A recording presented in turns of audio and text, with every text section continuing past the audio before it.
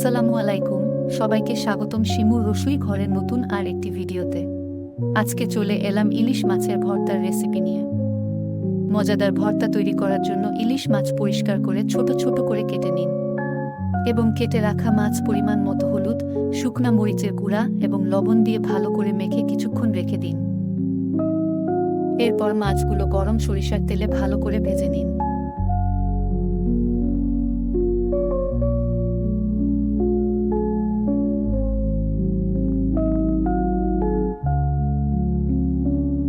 একই তেলে আস্ত কয়েকটি শুকনো মরিচ এবং কুচি করা পেঁয়াজ কিছুক্ষণ ভেজে নিন।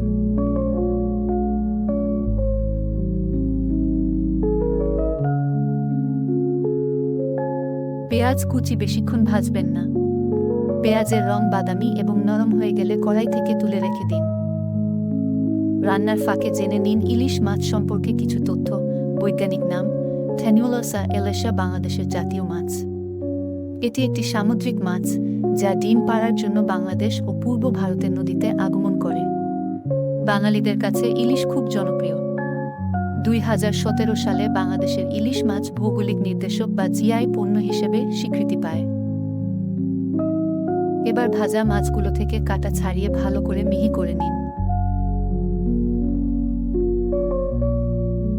মিহি করা মাছের সাথে ভেজে রাখা পেঁয়াজ এবং শুকনো মরিচ, স্বাদ মতো লবণ এবং পরিমাণ মতো সরিষার তেল দিয়ে মাখিয়ে তৈরি করে ফেলুন মজাদার ইলিশ মাছের ভর্তা। ইলিশ অর্থনৈতিকভাবে খুব গুরুত্বপূর্ণ গ্রীষ্মমণ্ডলীয় মাছ।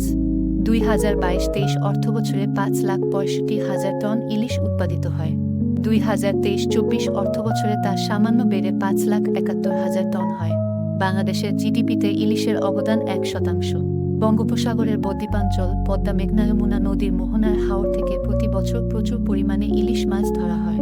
এটি সামুদ্রিক মাছ, কিন্তু এই মাছ বড় নদীতে ডিম দেয়। ডিম ফুটে গেলে ও বাচ্চা বড় হলে যাকে বলে জাটকা ইলিশ মাছ সাগরে ফিরে যায়।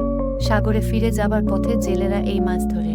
ভবিষ্যৎ প্রজন্মের জন্য এই মাছ বাঁচিয়ে রাখতে জাটকা মাছ কেনা ও ধরা থেকে বিরত থাকা উচিত।